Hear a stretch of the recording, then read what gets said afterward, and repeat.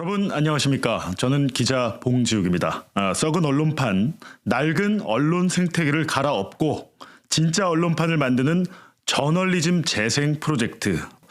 어쩌면 이번 프로젝트와 가장 잘 어울리는 매체가 아닌가라는 생각이 드는데 미디어 감시 전문 매체입니다. 뉴스어디의 대표이자 기자인 박채린 기자 나왔습니다. 네, 안녕하세요. 네, 안녕하세요. 네. 뉴스어디의 박채린입니다. 네. 그리고 이분은 왜 나오셨을까요? 지금 많은 분들께서 영화를 통해 잘 아시겠지만 기자로 소개하긴 좀 그렇고 영화 압수수색의 연출 감독을 맡으신 김용진 감독님 나오셨습니다. 예, 네. 감독 김용진입니다. 네. 반갑습니다. 그래도 그 참 영화가 힘이 있는 것 같습니다. 그렇죠. 네. 아직도 이제 길 가다 보면 많은 분들이 알아보셔요. 예. 그리고 원래 그 유튜브 쪽에서는 별명이 있으시잖아요. 아니요, 없습니다. 간달프라고. 아니, 왜 시작부터 왜? 아니 그게 아니라 많은 분들이 머리가 하얗고 하시니까 간달프 느낌이 있다고 하시는데 네. 간달프는 그 옆에 같이 있어야 돼요. 예. 자기 이렇게. 큐티 상진이 나와야 네, 이제. 큐티 상진. 예, 큐티 상진은 한상진 기자를 지칭하는데요. 네, 궁금하시면 나중에 제 개인 채널에 보시면 이 두 분이 출연해서 저랑 일본에서 라이브 방송을 많이 했었습니다. 오늘은 감독 김용진이 아닌 기자 김용진으로 이 자리에 나오셨습니다. 뉴스타파를 좀 표방해서 만든 건가요? 아니요. 예. 그럼 어떻게 만들게 된 거죠? 그런 뜻은 아닌데 많이 그렇게들 물어보시긴 하시더라고요. 뉴스어디라는 제휴를 만들게 된 거는 우리가 한국에서 뉴스를 보다 보면 예. 믿을 만한 뉴스가 도대체 어디에 있지?라는 질문을 저 스스로 좀 많이 했었거든요. 그래서 뉴스어디라는 제호는 그 질문에서 시작을 했고요. 예. 그래서 믿을 만한 뉴스가 어디에도 없는 이 상황을 추적하고 또 보여주고 기록하겠다는 의지가 담겨 있는 매체입니다. 그러면 그 논리면 뉴스 여기도 되겠는데? 그 믿을 만한 뉴스가 여기에 있다. 그렇게도 되네요. 예. 그래서 여기저기. 여기저기. 네, 오늘 소개해드릴 때 미디어 전문 감시 매체라고 했는데 사실 그러니까 미디어를 비평하는 미디어라고 보면 되겠죠. 아니면 미디어가 좀 왜곡, 과장, 조작하는 이런 기사들을 추적하는 미디어 뭐 이렇게 보면 되는 건가요? 네, 그렇습니다. 좀 제가 거창한가요? 그런데 예, 맞습니다. 근데 일반적으로 이제 대부분의 시민들은 미디어 오늘 정도는 기억을 하고 네. 또 이렇게 미디어 업계 종사자들은 미디어스 정도는 좀 오래돼서 기억을 해요, 그죠? 네. 근데 뉴스어디는 지금 생긴 지 얼마나 됐죠? 이제 2년 조금 넘었습니다. 2023년 11월 창간했거든요. 2년 이제 좀 넘었으니까 신생 매체나 마찬가지네요. 근데 지금 기자는 소개할 때 대표이자 기자라고 했는데 네. 대표이자 기자란 말은 또 다른 기자들은 없나요? 제가 유일무이한 뉴스어디의 한 명분인 대표이자. 기자입니다. 그러면 이거 그야말로 1인 미디어. 네, 맞습니다. 네. 진짜 결코 쉽지 않은 건데 2년이나 이게 지금 짧다면 짧지만 길다면 길 시간이잖아요. 그렇죠. 예, 2년 해보니까 이거 어떻습니까? 힘들기도 하고 네. 재밌기도 하고 보람되기도 하고 네. 왜 했나 싶기도 하고 복합적인 감정을 갖고 있습니다.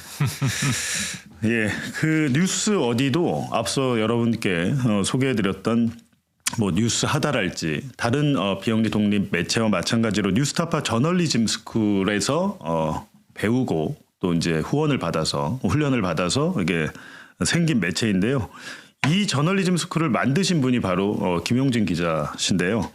뉴스타파 저널리즘 스쿨이 뭐 대중적으로는 잘 안 알려졌지만 기자가 되고 싶거나 뭐 PD가 되고 싶거나 이런 지망생들에게는 되게 좀 알려진 것 같아요. 그렇죠. 네. 그 업계에서는 꽤 이제 많이 알려져 있고. 네. 저희들이 그 2022년인가 예. 이제 벌써 한 3, 4년 됐는데 그때 이제 처음 저널리즘 스쿨을 이제 시작했어요. 예. 뉴스타파 저널리즘 스쿨. 그래서 이제 약칭 뉴스쿨이라고 그러는데 네. 우리 뉴스타파하고 그다음에 뉴스타파 함께 재단이 이제 공동으로 운영하는 그런 이제 프로젝트입니다. 근데 그 전에도 이제 저널리즘을 교육하는 탐사보도와 데이터 저널리즘을 교육하는 그런 이제 프로그램은 뉴스타파가 있었어요. 네. 뭐 동학의 연수 프로그램 이런 걸로. 근데 그 과정을 이제 해보니까 많은 이제 언론 지망생들이 그 프로그램을 거쳐서 그 이제 기성 언론 매체에 많이 들어갔습니다. 네. 많이 들어갔는데 그 뭡니까 이게 이제 아웃풋이 굉장히 이제 그 좋았는데 근데 그걸 이제 몇 년 운영을 하다 보니까 우리가 왜 이걸 하고 있지? 이제 동학의 뭐 연수 프로그램을 이제 이수한 학생들이 네. 뭐 조중동 이런 데 들어가거든요. 조선일보에 들어간 친구 있었다고 그때. 그럼요. 예. 그래서 이건 그 우리가 할 그런 교육이 아닌 것 같아. 네. 이런 이제 좀 자성을 했고 그래서 4년 전부터 예. 이제 우리가 아웃을 출구를 기성 언론사 입사가 아니고 네. 뉴스타파와 유사한 그런 비영리 독립 언론을 만드는 데 좀 집중해 보자. 예. 그렇게 이제 방향 전환을 크게 이제 한 거죠. 그래서 이제 시작을 했고 오늘 나온 저 이제 박채린 대표가 네. 그 뉴스쿨 이제 1기 출신이죠.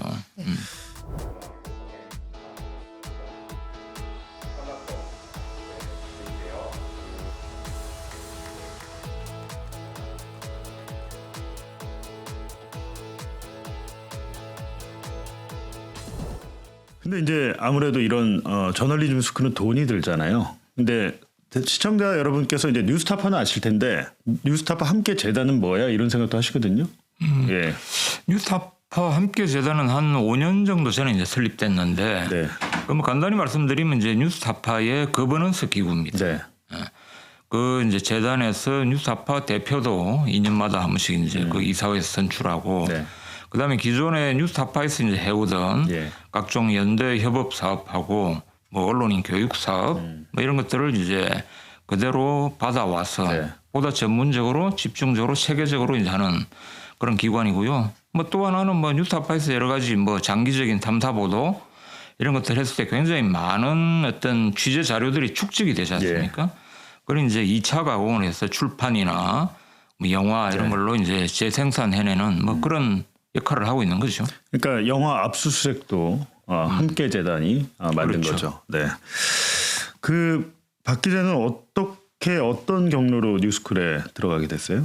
저는 일단은 뉴스쿨의 목표가 되게 마음에 들어서 일단은 눈길이 갔거든요. 네. 뉴스쿨의 목표가 독립언론을 100개 만들겠다라는 목표를 갖고 있어요. 이게 대부분 사람들이 되게 이게 가능할까 이런 그렇죠. 의문을 많이 얘기를 하시는데 원래는 좀 실현 어려운 그 프레이즈를 내세워야 돼요. 그래서 금방 실현 아니 그게 실현이 돼버리면은 더 이상 유지를 못하니까. 그런 네. 것도 있군요. 근데 어쨌든 저는 그 100개 만들기라는 거를 봤을 때 처음에 좀 이게 가능할까 저도 생각을 했다가 계속 곱씹어 보니까 저는 그 100개를 만들겠다는 목표가 되게 오히려 현실성 있고 다른 어떤 언론 개혁 프로젝트보다 좀 와닿았어요. 네. 그래서 제가 계속 관심을 갖고 보게 됐고 당시에 저는 그 언론 감시하는 시민단체 활동가로 일을 하고 있었거든요. 그래서 당시에는 창업을 내가 하진 않겠다. 그냥 나는 거기 들어가서 그 예전에 뉴스타파에서 협찬 방송 이야기했던 체리 박사 저 너무 재밌게 봤거든요. 맞아요. 그래서 좀 미디어 이슈를 시민들에게 좀 와닿게 전하고 싶다, 재밌게 전하고 싶다 그런 생각이 있어서 그런 뭐 시각화나 이런 것도 좀 배우고 싶고 그런 차원에서 지원을 했던 것인데 이제 1단계 하고 2단계 넘어갈수록 약간 이렇게 끌려갔던 것 같아요. 이 독립 언론도 가능하다. 너도 할 수 있다. 세뇌 당한 거 아닌가요? 그런 것 같기도 하죠. 김용진 기자한테 세뇌 당한 거 아니에요? 세뇌 당한 거죠. 뭐. 일종의 가스라이팅을 당한 것 같고 그게 근거가 없는 가스라이팅은 아니었고요. 저는 한국에서 미디어 감시하는 그 활동가를 일하면서 뭐 조중동 이런 매체들만 주로 뭐 많이 비평을 했었거든요. 근데 보다 보니까 외국에는 독립 언론이 되게 많더라고요. 그리고 스웨덴의 그 펠로우 3단계 과정인 펠로우 때 스웨덴 이제 전 세계 독립 탐사 매체들이 모이는 GIJN이라는 컨퍼런스에 갔는데 전 세계에 그렇게 독립 언론이 많을 줄 몰랐고. 뉴스쿨에서 그런 컨퍼런스도 보내줍니까? 네, 그래서 굉장히 훌륭한데요.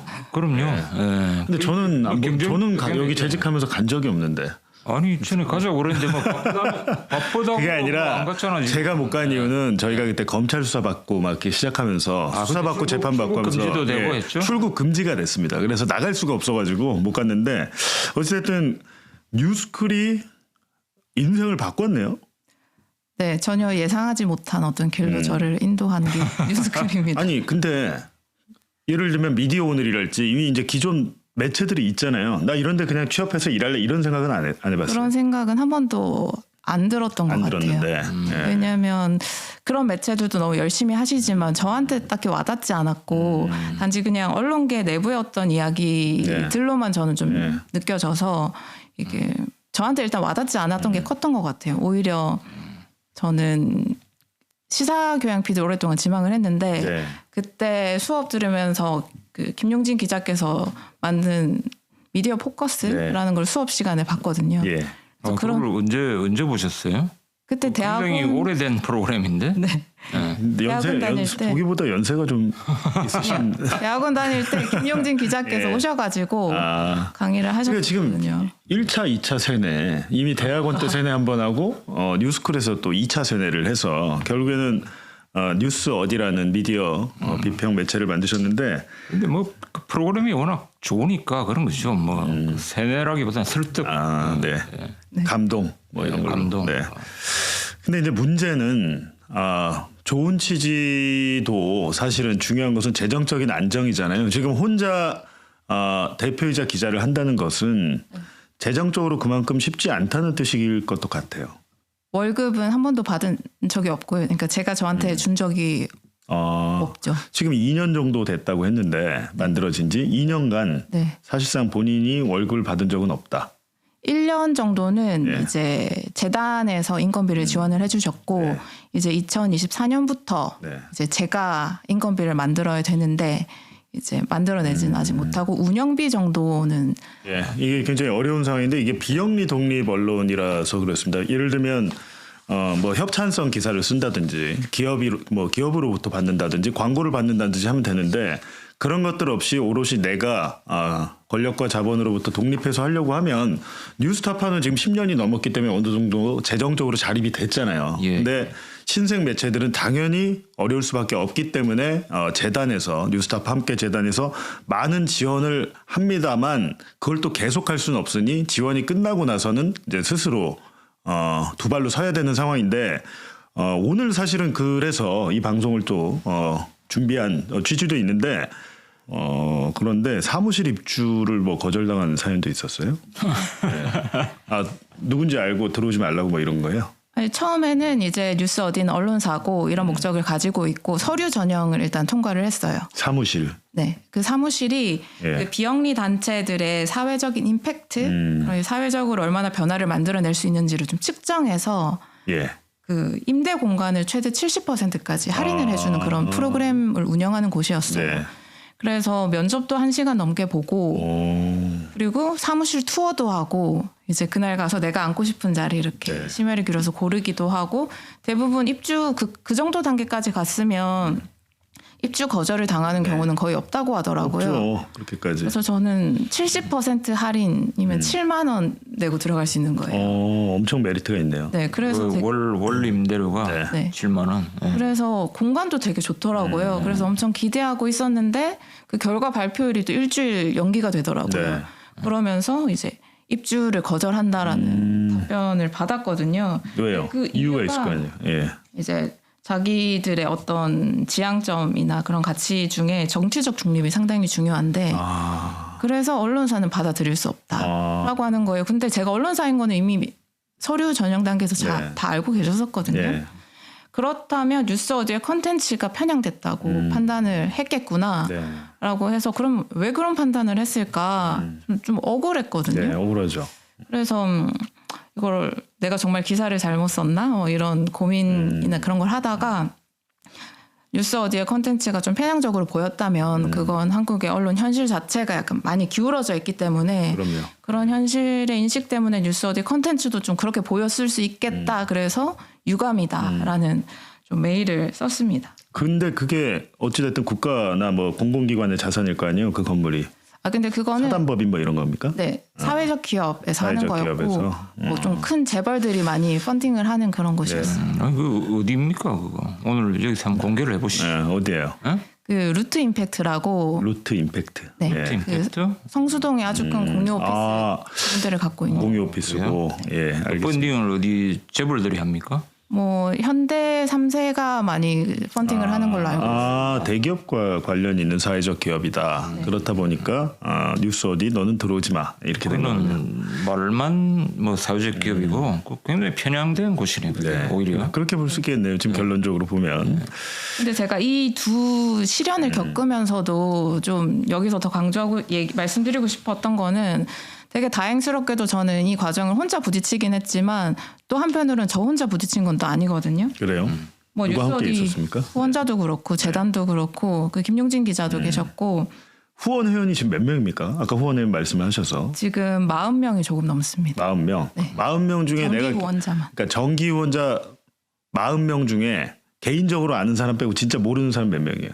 모르는 사람은 한 30명 정도 30명 되는 것 정도. 같습니다. 그분들은 나하고 이 빼고 네. 네. 알겠습니다. 그 아까 김용진 기자가 예전에 KBS 시절에서 만들었던 시사 포커스라는 미디어 비평 프로그램을 대학원생 때 봤었다라고 했는데 포커스가 아니고 미디어 포커스. 미디어 포커스. 그렇죠. 워낙 오래돼 가지고요. 시사 포커스도 있긴 있었던데. 그죠? 뭐 있었어요? 예. 잘 기억은 안 나는데. KBS는 알 수도 있습니다만 하여튼 미디어 포커스 창립 만드셨어요. 그 프로그램을. 예, 그게 그 방송이 이제 시작한 게 2003년인데 네. 그때 창립 멤버로 제가 들어갔고 그 뒤에 뭐 책임 프로듀서, 뭐 CP 이런 역할을 했고요. 근데 KBS가 이제 공영 방송으로서 이제 굉장히 의미 있는 그런 매체 비평, 그게 이제 다른 매체만 뭐 비판을 한 게 아니고 우리 이제 자아 비판도 이제 하면서 했거든요. 그래서 굉장히 이제 그런 측면에서 의미가 있었고. 회사 내부에서는 어땠습니까? 그러면? 회사 내부에서 반발이 굉장히 심했죠. 사실 이제 그 프로그램을 시작하면서 제가 후배들하고 그때 같이 이제 KBS를 말하다 이런 타이틀의 이제 첫 방송을 만들었는데 일종의 다큐멘터리 형식으로 그때 이제 정말 좀 심할 정도로 내부를 비판을 했습니다. 그래서 그때 뭐 비판의 대상이 된 뭐 여러 이제 간부 기자들 그다음에 뭐 여러 뭐 거의 비평 대상이 된 사람들이 이제 매우 반발을 심하게 했죠. 니네들 뭐 완장 차고 돌아다니지 마 뭐 이런 이야기도 하고. 그러니까 이게 미디어 비평이란 게 다른 또 매체, 뭐 특히 방송은 주로 이제 보면 신문들 조중동 관련해서 KBS에서도 많이 비판하고 그랬는데 지금 이 뉴스 어디도 결국에는 다른 언론사 비판을 많이 하잖아요. 다른 언론사에 쓴 기사, 그죠? 이게 뭐 어떤 문제가 있고 여기 어떤 맥락이 숨겨져 있고 이런 보도를 하는 건데 좀 대표적으로 어떤 기사를 썼는지도 이제 좀 궁금하실 테니까 한두 개만 좀 소개를 해주시죠. 가장 최근에 했던 게 윤석열 언론 공범이라는 시리즈인데 윤석열 언론 공범. 네. 그러니까 윤석열의 내란범 윤석열과 사실은 언론도 공범이다 뭐 이런 취지인가요? 네. 맞습니다. 그래서 그 기사의 내용을 좀 간략하게 설명을 드리면 대부분의 사람들이 윤석열을 대통령 후보로 떠올리지 않았던 2019년부터 당선 직전이 2022년 3월까지 언론 보도를 좀 전수에 가깝게 분석한 결과물인데요. 뭐 예를 들면 조선일보가 처음 꺼낸 윤석열 대망론, 그리고 그 이후에 이어진 충청 대망론, 그리고 2020년 동안 계속됐던 이른바 추윤 갈등 동안 윤석열이 지지율 1%대에서 20%로 확 뛰었거든요. 원래 1%였어요. 네. 우린 다 잊어버렸지 그걸. 2020년 딱 시작할 때가 1%였고 추미애 당시 법무부 장관이 이제 자리에서 내려온 2020년 12월에 지지율이 24%를 기록을 했습니다. 그 과정 동안 언론이 어떤 보도를 했는지를 기록을 했고 그 외에도 뭐 검찰 권력 사유화와 도덕성을 이렇게 검증할 만한 이슈는 되게 많았거든요. 뭐 예를 들면 그 도이치모터스 주가 조작, 고발 사주, 처거 의혹, 그리고 막말 논란 이런 것들을 총 8개 국면으로 뽑아내가지고 그 8개 국면별로 어떻게 보도를 했는지 이렇게 분석을 해서 좀 정리한 시리즈입니다. 그러니까 결과적으로 이게 아무것도 아닌 사람을 대통령을 만들어준 건 언론이었다 이 얘기네요. 네, 윤석열 언론 공범을 보시면 그런 게 명확하게 잘 보입니다. 그거 되게 의미 있는 분석인데요. 그렇죠. 총 8편이 나갔죠. 네. 저도 하여튼 뭐 그 윤석열이라는 이제 괴물을 언론이 어떻게 키워왔는가 그 뭐 언뜻 기억도 나오고 했는데 이번에 이제 이 시리즈를 쭉 보니까 그게 이제 일목요연하게 들어와요. 그리고 사실 이제 몇 년 안 된 건데도 우리가 금방 잊지 않습니까? 그렇습니다. 사실 이제 망각이라는 게 굉장히 그 무서운 건데 그거를 이제 다시 한번 보니까 어떤 맥락이 이제 짚혀지는 거예요. 그래서 저도 이제 그걸 꼼꼼하게 이제 보고 뭐 데스킹도 제가 좀 지원도 하고 했는데 보니까 결국은 이게 이제 언론도 이 내란의 이제 어떤 측면에서 중요 임무 종사자였어. 네, 그렇죠. 그럼에도 불구하고 지금도 그렇습니다. 사실은 지금도. 아 근데 이제 지금부터, 이제 사람들이 지금 뭐 해가지고 마치 또 이제 어떤 뭐 떳떳한 심판관처럼 네. 나서가지고 뭐 미주알 고주알 뭐 감나라 배나라 이런 식으로 하는 거에 너무 이제 이상한 거죠. 그렇습니다. 어쨌든 뭐 검찰은 뭐 지금 이제 해체 단계까지 왔고 뭐 다른 뭐 내란 뭐 종사자들 주범들은 이제 깜빵에 들어가거나 재판을 받고 있지 않습니까? 그런데 언론은 전혀 이제 뭐 그런 게 없으니까 이제 그런 측면에서 뭐 환기를 시킨다는 측면에서는 굉장히 중요한 보도다 이렇게 봅니다. 그리고 보면 그냥 단순하게 여러분께 뭐 알려드리려고 한 게 아니라 실제로 제가 봤을 때 훌륭한 기사를 많이 썼는데 2024년 큐 저널리즘상도 발굴 보도 부문인가요? 그러면 이 부분이? 네, 그게 제가 알기로 젊은 기자들이 모여서 공부도 하면서 좋은 보도의 상도 주자 만들어진. 최근에도 보니까 수상작들이 기사로 나왔던 것 같은데 큐 저널리즘상을 탔던 기사는 뭐죠? 가습기 살균제 보도였는데요. 이게 그 가습기 살균제 홍보성 기사가 20년이 지났는데도 좀 남아 있다라는 걸 발견해가지고.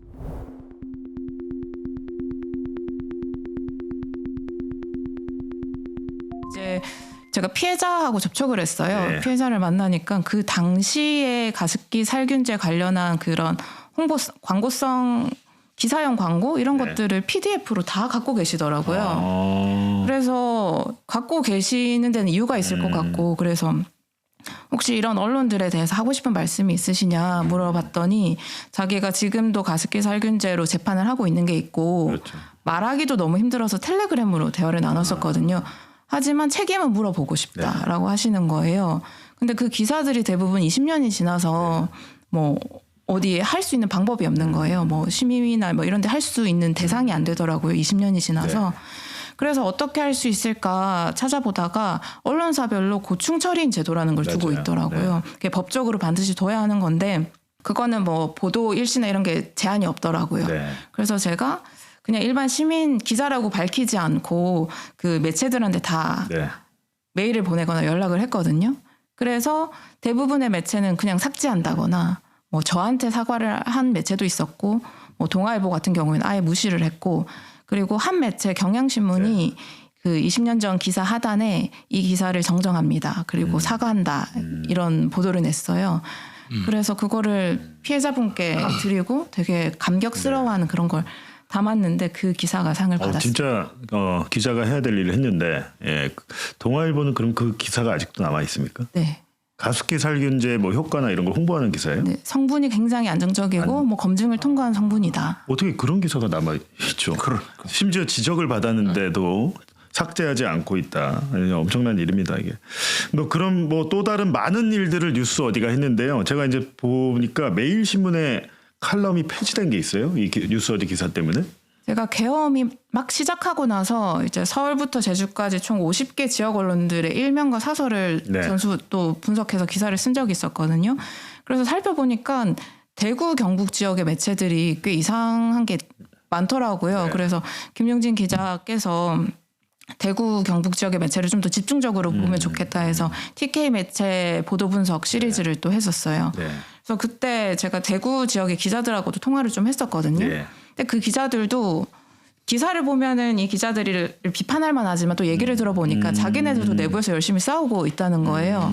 그러면 누구를 가장 비판해야 될까? 보니까 데스크하고 소통이 제일 안 된다고 해서 데스크가 쓰고 있는 칼럼이 하나 있더라고요. 그 칼럼을 보니까 뭐 윤석열은 사회적 약자다라든지 그래요? 그런 말도 안 되는 칼럼을 쓰고 계셔서 그거를 집중적으로 비판하는 그 기사를 썼었는데 이제 그 일주일 뒤, 그러니까 2주일 뒤에 그 칼럼이 사라졌습니다. 알겠습니다. 지금 뉴스 어디에서 많은 성과들을 혼자 이런 기사들을 써서 이 정도 성과를 냈다는 게 저도 사실은 믿어지지가 않네요. 대단합니다, 진짜. 전문성이 좀 있어요. 스승이 좋아서 그런 건가? 그런 것 같습니다. 예. 그런데 왜 저 그런 좋은 기사가 나오는데 좀 봐주시지 왜 매봉쇼에도 좀 아니 그러니까요. 앞으로 좀 기회가 되면 좀 많은 곳에 이 좋은 기사들을 여러분들 볼 수 있도록 저도 많이 돕겠습니다. 그리고 보면요, 지금 검찰 개혁, 뭐 특검 이제 마무리 국면이고 재판이고 한데 검찰청은 뭐 내년에 폐지된다고 하고, 근데 갑자기 사법 개혁, 법원의 문제. 특검 수사 때 법원이 계속해서 영장을 기각하고 진짜 뭐 우리가 납득할 수 없는 일들이 많이 일어났는데 사실은 그래도 검찰 개혁, 법원 개혁은 국민들 인식 속에 야 이건 필요해 해야 돼 이런 생각 정도는 드는데 언론 개혁 얘기는 아예 안 나옵니다. 이게 기본적으로 이제 문제 제기 자체가 거의 없습니다. 네. 그 뭐 내란 초기에는 뭐 언론 때문에 이래 그래가지고 사람들이 많이 이제 거기 뭐 관심도 쏟고 했는데 그 실제 뭐 일단은 내란 청산을 먼저 해야 되니까 네. 거기에 이제 많은 사람들이 관심이 집중되고 하니까 언론 개혁은 이제 상당히 관심 밖으로 멀어졌죠. 이제 그 기회를 또 노리고 뭐 내란에 부역한 언론들이 지금 다시 살아나가지고 막 설치고 있는데 이거는 분명히 짚고 넘어가야 됩니다. 그리고 아까 뭐 뉴스 저 미디어 포커스 이야기도 했는데 그 이후에 이제 KBS에서 한 10년 전입니까? 저널리즘 제이라고 또 했었죠. 뭐 이런 미디어 예. 비평 프로그램이 있었는데 그것도 뭐 뭡니까 저 다른 정권이 들어서면서 거의 없어졌죠. 없어지고 지금 이제 아예 그 언론사에서 매체 비평 프로그램 그다음에 코너 이런 것들이 명맥을 감췄습니다. 유일하게 지금 뭐 뉴스 어디가 네. 과거에 그런 이제 매체 비평 뭐 이런 이제 명맥을 다시 이제 뭐 그냥 거의 다 이제 꺼진 불씨를 다시 살리고 있는 거죠. 그런데 이런 매체들이 그 언론 개혁의 이런 필요성 이런 것들을 계속 이제 문제 제기를 해야 다시 그게 이 사안이 얼마나 중요한가 이런 것들을 이제 시민들도 다시 한번 상기하게 될 것 같아요. 네, 저는 이제 그런 측면에서 언론 개혁이라는 게 사실은 굉장히 추상적이고 눈에 확 보이지 않기 때문에 하긴 해야겠는데 어떻게 해야 되지라는 생각도 없지 않았는데 오늘 박재린 기자 그 기사 12.3 내란의 공범은 언론이었다라는 기사 윤석열이 지지율 1%에서 대통령이 당선되기까지 언론이 윤석열과 김건희의 범죄를 어떻게 덮어주고 미화해줬는지 그런 것들이 적나라하게 정리가 잘 된 것 같아요. 그거 진짜 중요한데? 그렇죠. 사실은 진짜 그런 어떤 계기가 있어야 되는데 이렇게 정리를 해줘야 되거든요. 네. 그 제일 웃긴 보도 중에 하나가 그 조선인가 중앙인가 관상을 가지고 뭐 한 거죠. 네, 맞아요. 윤석열의 관상은 뭐? 악어. 뭐 악어상이고 악어상이고. 뭐 김건희는 백공작. 공작상이고. 그분이 이제 마지막에 항상 그 관저에 같이 있었다는 그 백 교수 아닙니까? 뭐 백 교수가 이제 그런 칼럼 선거를 이제 그냥 그대로 실어주면서 뭐 관저 후보지에도 나타나서 이게 천공인가 누군가 했더니 알고 보니 그 백 교수였다. 뭐 이렇게 얘기가 나왔는데 결국에는 윤석열이 2022년에 당선이 된 것도 언론이 검증을 제대로 하지 않아서였죠. 그리고 윤석열은 본인이 당선되고 나서 18개월 뒤에 본인을 검증했던 그 뉴스타파 그리고 저를 포함해서 많은 기자들을 이제 강제 수사하게 이르렀는데요. 지금 특검의 수사 결과 보면 2023년 10월 이전부터 내란을 획책한 것 같다 이렇게 발표가 났거든요. 그렇죠. 뭐 조은석 특검에서 이제 네. 그 수사 결과 그렇게 발표를 했죠. 그러니까 그게 그 시기가 묘하게 겹칩니다. 그러니까요. 네. 국기문란 사범하고 뭐 공산당 이런 마인드 그러니까 공산당이나 이 국기문란 사범들을 일거에 척결해야 된다 이런 생각 자체가 있다가 사실은 또 그게 실제로 실행이 된 거는 제가 볼 때는 언론인들에 대한 수사가 아니었나. 그렇죠. 23년 9월 초에 뭐 대통령실 그다음에 뭐 국민의힘 뭐 김기현 당시 그 대표 뭐 이런 입에서 나온 게 거의 이제 유사한 워딩들이었죠. 국기문란, 뭐 국가 반역죄, 민주주의를 파괴하는 뭐 블랙홀, 뭐 이런 이야기를 막 했는데 사실은 이제 자기들을 향한 소리였죠, 그게. 근데 그때도요. 2023년 9월부터 이제 대선 개입 여론조작 특별수사팀을 꾸려가지고 언론사들 비판 언론에 대한 대대적인 수사를 시작했는데 당시에도 대다수 언론은 조용했습니다. 그냥 검찰에서 흘려주는 대로 기사를 썼지. 이 수사의 배경 왜 이런 행위들을 하는지에 대한 분석 기사나 뭐 탐사보도 이거 없었어요. 그냥 뉴스타파 니네가 잘못한 것 같은데 뭐 이런 주홍 글씨 같은 게 있지 않았나. 근데 그 언론들이 지금은 윤석열, 김건희 관련 기사를 열심히 쓰더라고요. 열심히 쓰죠. 예. 표정을 바꿔서. 그러니까 윤석열, 김건희는 어떻게 보면 감옥에 갔기 때문에 거의 넘어져 있는 주저앉은 상태나 마찬가지인데 이제 거기를 또 가서 예전에 자기들이 그렇게 추앙했던 윤석열, 김건희를 밟고 있습니다. 그러니까 이런 행태 자체가 언론 개혁이 반드시 필요하다라는 이유를 말해주는 것 같습니다.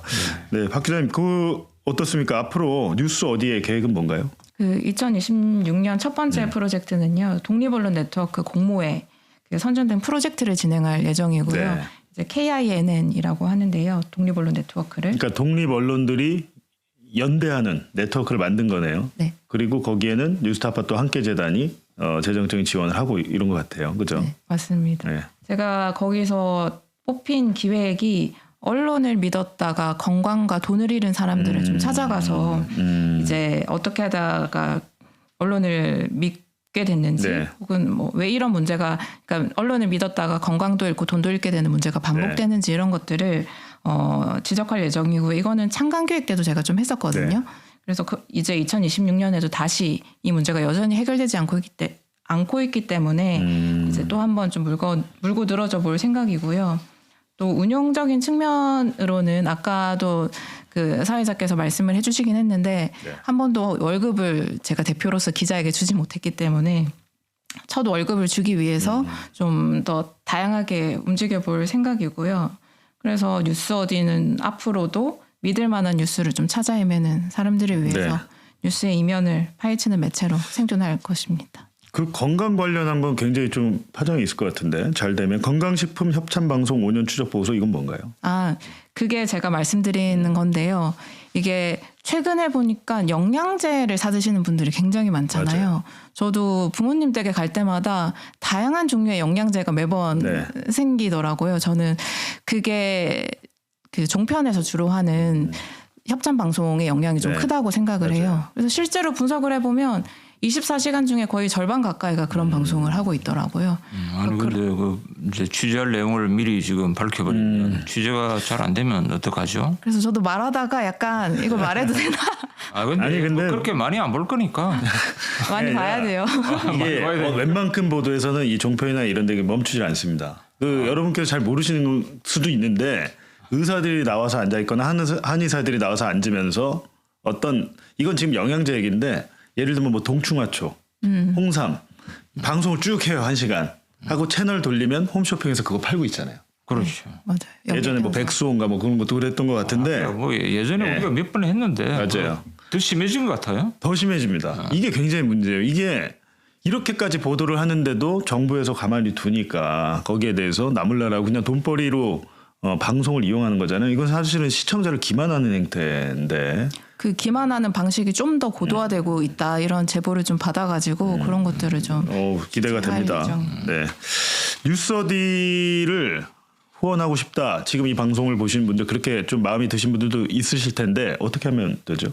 제가 QR코드를 요 화면에 좀 띄워달라고 부탁을 드렸는데요. 휴대폰 꺼내셔서 카메라로 그 QR코드를 찍으면 후원 링크로 바로 연결이 됩니다. 그리고 뉴스 어디를 뭐 포털에서 검색을 하면 홈페이지가 나오나요? 네, 홈페이지에 나옵니다. 홈페이지에 들어가셔서도 정기원을 하시는 게 좋은데 정기원이 좋은 것 같습니다. 중요한 것 같습니다. 왜냐하면 이제 매체를 운영하는 입장에서는 어느 정도 내가 다음 달에 어느 정도 수익이 들어온다를 알아야 여기서 이제 또 취재비도 쓰고 하기 때문에 정기원이 제일 좋고 저도 이 방송이 끝나고 정기원을 하도록 하겠습니다. 여러분께서도 많이 해주시길 부탁드리겠습니다. 이미 뭐 이제 우리 간달프님은 뭐 하고 계신다고 해서 아직도 안 했다는 게 전 몰랐죠. 잘. 사실은 저 뉴스타파 있을 때도 잘 몰라요. 저 제 일이 바쁘다 보니까 뉴스 어디 기사를 제가 간간히 봤습니다만 실제로 얘기를 들어보니까 뉴스 어디는 반드시 생존이 필요한 매체다. 저는 그렇게 판단이 됩니다. 여러분께서도 아마 그렇게 생각을 하실 것 같습니다. 지금 제 앞에 책이 이렇게 많이 쌓여 있는데 이게 무슨 책이냐? 좀 궁금하실 분들이 있을 텐데 최근에 이제 이 책을 저희 집에 김용진 기자가 보냈는데요. 좀 직접 한번 설명해 주시죠. 제가 책을 잘 안 읽는데 꼭 읽어보시고요. 네. 독립언론 함께 홀로 서기라는 제목인데 이 제목에서 많은 걸 함축하죠. 독립이라는 게 이제 홀로 선다는 네. 뜻인데 자기 혼자 홀로 서기가 힘들어요. 그렇죠. 그러니까 우리가 이제 함께 연대해서 서자 이제 이런 의미의 뭐 뜻을 이제 책 제목으로 담았고요. 네. 오늘 한 30분 가까이 이제 박철인 대표 이야기를 들었지만 그 지난 한 2년의 그런 과정이 뭐 30분 안에 어떻게 다 담기겠습니까? 근데 여기에 이제 박철인 기자의 좌충우돌 장업기 그다음에 뭐 고통과 눈물 뭐 진한 이런 사정도 많이 나옵니다. 이제 한 90페이지에 담겨 있는데 못다한 이야기는 그 이제 이 책을 좀 참고해서 그 시청자 여러분이 이제 또 한 번 더 봐주시기 바라고요. 이 책 안에는 지금 우리가 이제 아까 뉴스쿨 이야기를 했지 않습니까? 뉴스쿨과 독립언론 100개 만들기 프로젝트를 통해서 탄생한 그 5개 매체의 이야기가 들어 있습니다. 그리고 마지막에 뭐 일종의 부록 비슷한 거기는 이 방송이나 이런 걸 보고 실제 독립언론들을 만들고 싶어하는 사람도 분명히 있을 거예요. 네. 그런 분들이 할 텐데 뒤에 이제 이 실제 이제 이게 실전 파트를 한번 보면 정말 쉽게 이제 매체를 어떻게 장관하고 등록은 어떻게 하고 이런 게 매우 상세하게 되어 있습니다. 그래서 우리가 이제 이게 책 선정 카피에 이런 말도 적었는데 지구상의 유일한 독립언론 만들기 매뉴얼이다 이런 말도 적었는데 한번 보시고 하면 뭐 어떤 영감도 생길 수 있을 거고 또 다른 이제 길도 보일 겁니다. 네. 그래서 당연히 또 이 책의 이제 판매 수익금 이거는 그 뉴스 어디 같은 또 이제 비영리 독립언론을 만드는데 그 100% 재투자될 예정입니다. 네. 저희가 김영진 기자 그리고 그리고 한상진 기자가 책 영화 압수수색을 만들고 또 책으로도 편했었는데요. 마찬가지로 압수수색 영화와 책의 사실은 수익금도 전액 그 함께 재단에서 이런 독립언론을 키우는데 쓰였고요.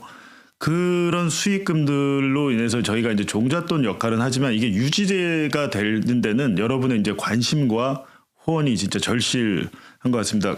예전에 저희 그 압수수색 그 북톡할 때 그 시민분께서 책은 읽는 게 아니라고 책은 읽는 게 아니고 소장하는 것이다. 네. 책꽂이에 꽂으면 멋있습니다. 네.